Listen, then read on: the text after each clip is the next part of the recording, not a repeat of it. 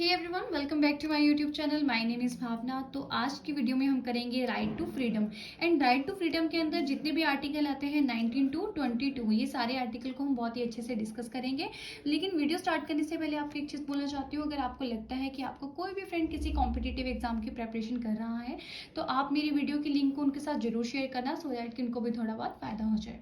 And साथ में एक चीज़ और बोलना चाहती हूँ कि आप जैसे पढ़ रहे हो ना, तो पढ़ते पढ़ते नोट्स जरूर बनाना, क्योंकि नोट्स होते हैं ना बहुत ही ज़्यादा इंपॉर्टेंट होते हैं, खासकर तब जब एग्जाम एकदम से आ जाते हैं एंड हमें रिवीजन करनी होती है। तो रिवीजन करने के लिए ऐसा तो नहीं है ना कि आप बार बार वीडियो ओपन करके देखोगे, नोट्स बने होंगे तो आप इजीली उनको रिवाइज कर सकते हो। तो नोट्स जरूर बनाना।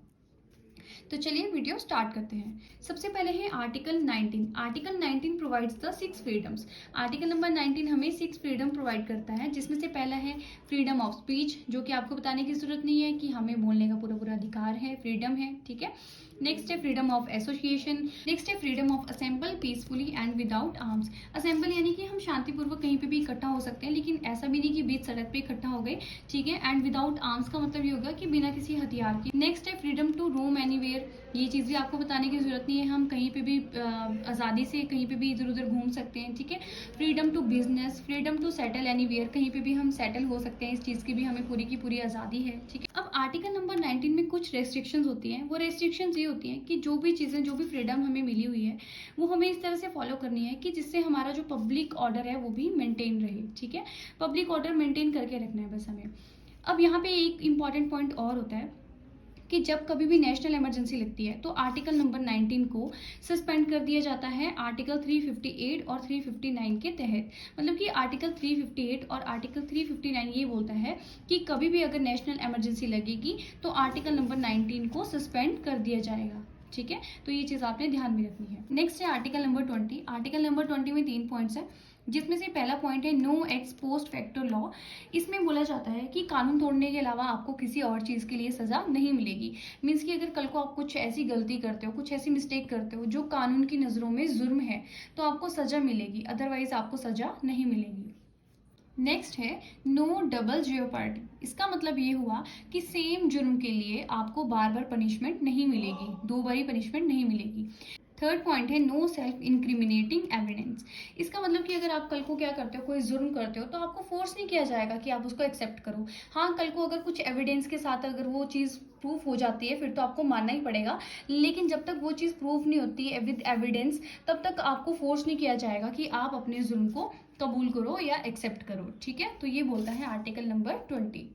अब नेक्स्ट है आर्टिकल नंबर 21। आर्टिकल नंबर 21 में क्या आता है, राइट टू लाइफ, यानी कि सबको अपने अपने हिसाब से जीने का अधिकार है। एंड इसमें कुछ पॉइंट्स आते हैं जैसे कि right to live with dignity, right to privacy, right to livelihood, right to proper health and shelter etcetera. ये सारी चीज़ें किसमें आ जाती हैं, राइट टू लाइफ में आ जाती हैं। अब यहाँ पे एक पॉइंट और आपको ध्यान में रखना है, जैसे कि आर्टिकल नंबर 19 को नेशनल इमरजेंसी के टाइम पे सस्पेंड कर दिया जाता है, लेकिन आर्टिकल नंबर 20 और 21 को नेशनल इमरजेंसी के टाइम पे सस्पेंड नहीं किया जाता है। तो ये भी आपने ध्यान में रखना है। नेक्स्ट है आर्टिकल नंबर 21A।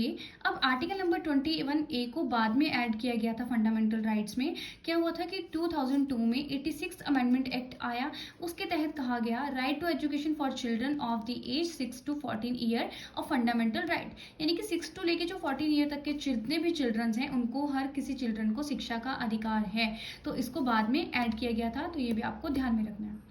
नेक्स्ट है आर्टिकल नंबर 22। आर्टिकल नंबर 22 में आता है protection against arrest and detention in certain cases.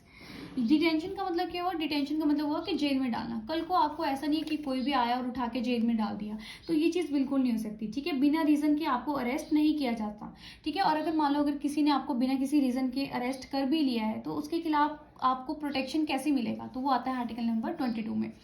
तो उसमें कुछ पॉइंट ध्यान में रखने वाले हैं। पहला तो ये है कि अगर मान लो अगर आपको किसी ने अरेस्ट कर भी लिया है, तो विद इन 24 आवर आपको जो भी नियरेस्ट जो भी कोर्ट ऑफ लॉ होगा वहाँ पे आपको प्रेजेंट करना पड़ेगा।